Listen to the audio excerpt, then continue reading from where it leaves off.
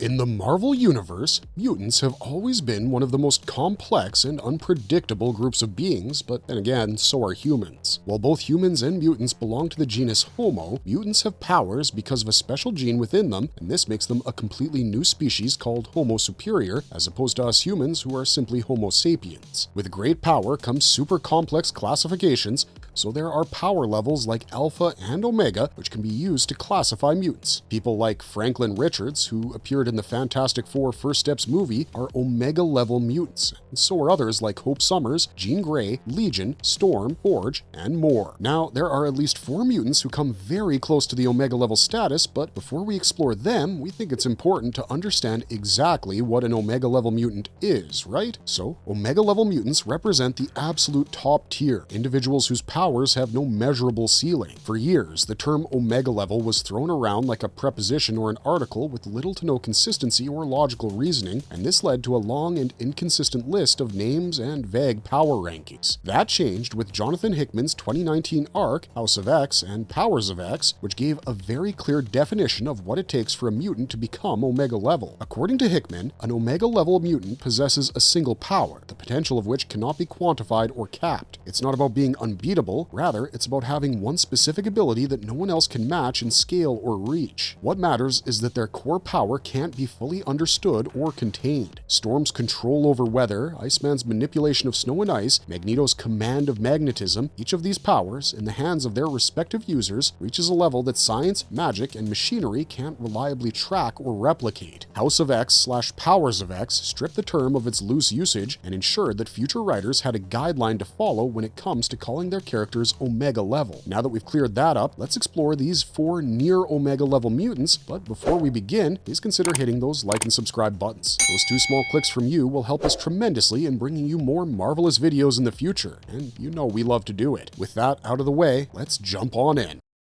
Carter Gazakanian. Carter Gazakanian's story isn't really known to many, and even some of our more ardent comic book readers don't know who he is, although we have to agree that Carter's story is one of intrigue and mystery, one that's shaped by his complicated background and mutant abilities. He's the son of Annie Gazakanian, a nurse who worked at the Xavier Institute, and an unknown mutant father. Annie was an Armenian woman, and before joining the Xavier Institute, she worked at the Rosie Manor Convalescent Hospital in upstate New York, where she first encountered a comatose Alex Summers, aka Havoc. At the time, she had no idea who he was, but over time she became fixated on him, so much so that she developed a strange attachment even while he remained in his catatonic state. When Annie finally discovered Alex's true identity through a newspaper, she reached out to the Xavier Institute. The following day, when Alex's brother, Scott Summers, Cyclops, came to pick him up, Annie offered to help care for Alex further and travel with them to the Institute. Scott agreed, and Annie was employed as the resident nurse at Xavier's, despite her complicated feelings surrounding mutants. Now, we say her feelings about mutants were complex because Annie's mutant ex-boyfriend tried to murder her when he found out she was pregnant. Well, he wasn't really a fan of making babies, and this led to a strong anti-mutant prejudice. Regardless, she knew that her infant son would need care and a place where he could learn to control his abilities, and that's how Xavier Institute happened for her. At the Institute, Annie used her background as an ER nurse to provide medical support to the X-Men. She patched up the team after missions and ensured they got the care they needed to recover from their adventures, as well as performing routine health checks on students and faculty. Naturally, Annie was an important part of the team, though she maintained her distrust of mutants. Her relationship with her son Carter, however, was also complicated. As Carter grew up, he made a close friend in Samuel "Sammy" Pare, a young mutant with the ability to turn into a squid-like creature. Carter also tried to help Havoc, who was still in a coma, recover from his condition. Something went wrong during this, and Carter fell unconscious. His mind was briefly taken over by Havoc's evil counterpart from the Mutant X universe. While the real Alex was rescued, Carter remained caught in this strange connection, and it took Professor X's direct intervention to bring him back. But Carter's journey at the Institute didn't last long. After an attack by the Brotherhood of Evil Mutants, who were being led by the former acolyte Exodus, Annie decided to pull Carter from the school. Sammy and other mutants were killed in the attack, and Annie feared the Institute had become too dangerous for her son. As they left, an astral projection appeared near Carter's face, though Annie didn't seem to notice. Carter, on the other hand, appeared to be under some sort sort of influence, possibly controlled by this unknown entity. Regardless, Carter and Annie did leave the Institute, but the boy's path after leaving the Institute remains uncertain. As for his powers, Carter has telepathic and telekinetic abilities, but the true extent of these powers remains to be seen. You see, even as a kid, he's immensely powerful, and as he grows older, he'll grow even more powerful. It's speculated that he might even be an Omega-level mutant, given his telepathic and telekinetic abilities. He's shown a remarkable capacity for telepathy and was able to project his thoughts into the minds of others and even meld minds together, as he did with his mother and Alex Summers. His telekinetic skills are also quite advanced for his age, and it's believed that these powers will only grow exponentially as he ages. Personally, we feel these rather obscure characters deserve more presence in the comic book pages and eventually on the big screen, but what do you think? While you answer that, let's move on to our next near Omega level mutant, and that is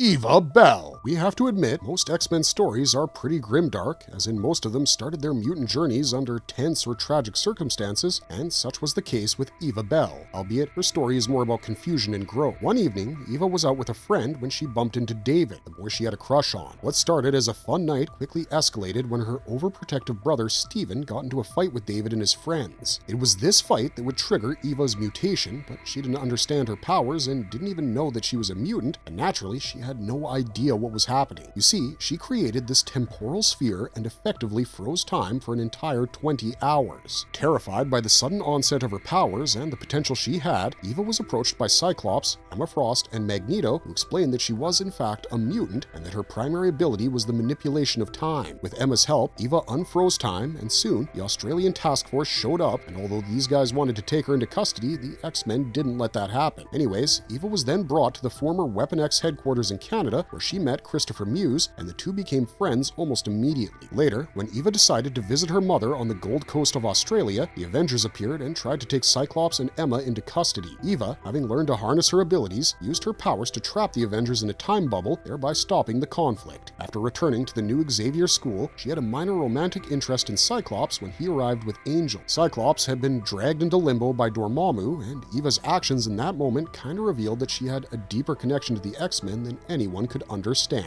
She soon took the superhero named Tempest, and during her time with the X-Men, she realized her powers went beyond just stopping time. She could also literally displace time or treat it as a physical object. What I mean is, she could move it forward or backward within a given space, much like how you would move a pencil or any other object forward or backward on a table. Her powers were further tested when she disappeared into a time bubble during a training session in Tabula Rasa. When she returned, she had aged several years, and it was revealed that she had been in another time and place. After the Axis events, Eva left the X-Men. Eventually, Cyclops, Emma, and Magic were almost killed by this powerful mutant named Matthew Malloy, but Eva stopped him from taking their lives by preventing Malloy's parents from ever meeting, thus erasing his existence. Eva also confronted Cyclops and warned him that if he didn't start addressing his inner conflict and begin living up to his role as a leader, she would go back in time to prevent his parents from meeting altogether. The weight of her powers and her willingness to use them for the greater good puts her in a bit of a gray area on the superhero spectrum, but later, she became an important member of the Five, a group of mutants who could resurrect fallen mutants as part of a process called transcendence. The Five were responsible for bringing back mutants like Marvel Girl, Cyclops, Husk, Archangel, and others by restoring their bodies, powers, and memories to the moment of their death. As part of the sovereign nation Krakoa, created by Xavier, Magneto, and Moira McTaggart, Eva's role in the Five became nearly sacred, and she was revered for her powers. The Five's resurrection abilities were seen as essential to Krakoa's survival and growth. Of course, as for her being a near Omega-level mutant, it was the X-Men of Earth TRN 640 that first mentioned this to her. Her primary ability is time manipulation, a power that allows her to stop, accelerate, and travel through time. She can freeze time within a designated space, and at one point,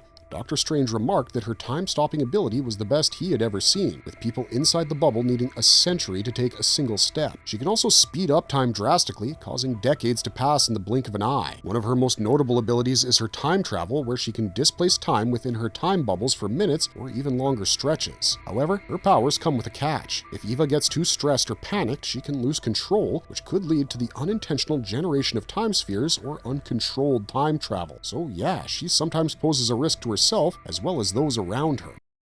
Jonathan Starsmore. Jono Starsmore, better known as Chamber, was born in London. As is the case with many mutants, when his power manifested, it caused a catastrophic explosion that injured his girlfriend, Gail Edgerton, and left him with a furnace-like psionic energy source embedded in his chest. The blast destroyed much of his lower face and left him unable to speak, and his only means of communication became telepathy. At 18, Jono found himself joining the ranks of Generation X, a team of young mutants at the Xavier Institute led by Emma Frost and Banshee. Despite his disfigurement, he was able to find some solace in the camaraderie of his teammates. He even managed to forge a romantic relationship with Husk, though it was never smooth sailing. Their bond had its awkward moments and strains, yet it was still a part of Jono's healing process. He eventually joined the X-Men, but things pretty much went to shit for him after M-Day when he lost his powers, and by extension, his sense of self. Life didn't let Jono rest for long, though. He was eventually brought back to England by Clan Akaba, who, after healing his disfigurement with Apocalypse's blood, revealed his lineage as a descendant of Apocalypse. Yup, that same guy. Jono now had a new appearance and rejected the clan's offer of membership, and soon after, he found himself among the new warriors. By now, he had taken up the name Decibel. Furthermore, he adopted sonic powers and reconnected with old teammates like Jubilee. Though his appearance had changed, Jono eventually recovered his original psionic powers, including the ability to generate concussive energy blasts from the furnace in his chest. He grew even closer to Jubilee and started taking care of her son, Shogo, while she was missing. Jono's life continued to evolve as he joined Krakoa and briefly became a part of the New Mutants. He also joined Nightcrawler's Legionnaires, a group of mutants committed to peace and justice in the post-House of X world. Jono's powers are nothing short of incredible, especially considering the full extent of what he can do. As a mutant composed of pure psionic energy, his body serves as a vessel or chamber for this energy. When his powers first manifested, they caused a massive explosion that left him with a hole in his chest and destroyed most of his internal organs. This also meant that he no longer needed to eat, drink, or breathe. Oddly enough, his blood continued to flow through his extremities. The furnace of psionic energy in his chest allows Jono to generate biokinetic flames, which he can use to unleash powerful psionic energy blasts. These blasts can strike with a force that rivals most heavy hitters, and they can be projected as precise targeted streams or as massive eruptions of energy that hit in all directions. The versatility of his powers is part of what makes him such a formidable mutant. Telepathy also plays a major role in his abilities. After his disfigurement, Jono was forced to rely on telepathy for communication as he could no longer speak due to the damage to his face. Initially, he struggled with his telepathic powers, being unable to probe thoughts, but with time, he managed to read the minds of others, given that they were willing or non-resistant. Martinique Wingard, a fellow mutant, once hinted that Jono's telepathic abilities could go even deeper, and his interactions with powerful telepaths like Professor X and Marvel Girl suggest that his potential is far greater than anyone initially assumed. Aside from his mutant abilities, Jono has some other talents. He's a skilled guitarist, and he's also good with lockpicking, which comes in handy from time to time. He's proven to be a versatile character, capable of stepping up in different scenarios. During his time as Decibel, Jono used technology to enhance his sound manipulation powers, which allowed him to generate energy constructs, fly, and create force fields. He could even use sound as a weapon, hurling sonic blasts to take down his opponents.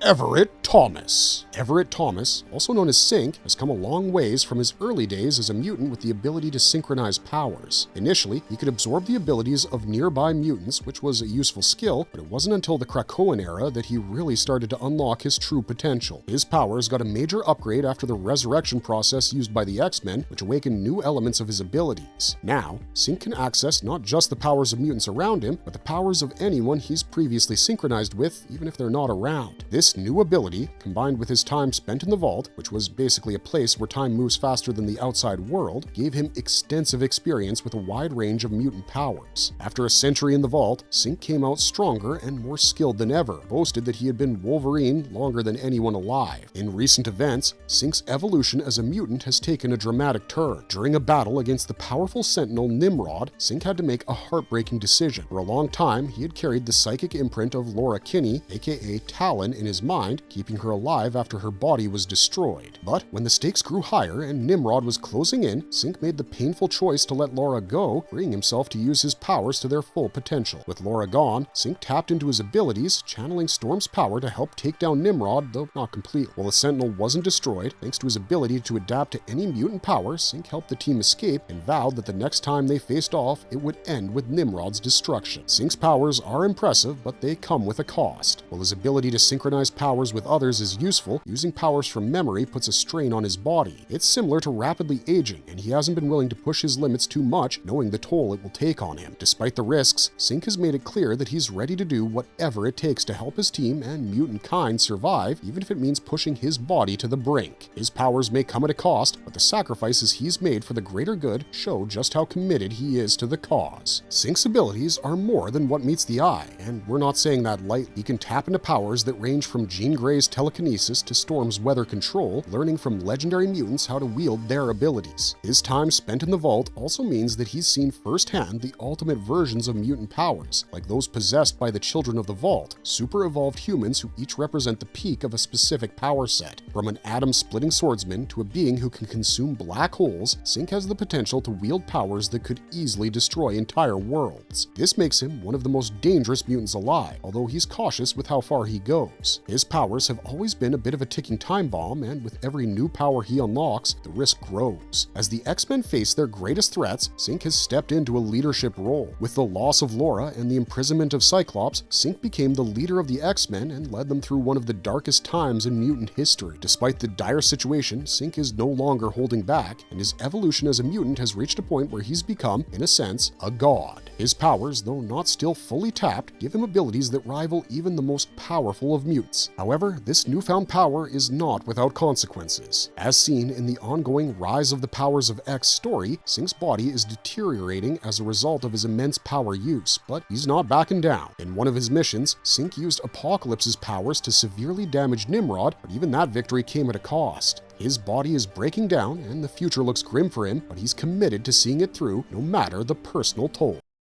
Marvelous verdict! So yeah, these were the 4 uber-powerful mutants who have been regarded as having near-Omega-level powers in the Marvel multiverse. They're not always the strongest, but we haven't found any limits to their power, which means maybe someday soon we'll see them classified as real Omega-level mutants. We hope you enjoyed the video, and if you did, Hulk smash those like and subscribe buttons because it helps us bring you more marvelous content in the future. For now though, thanks for watching, stay safe out there, and have a marvelous day.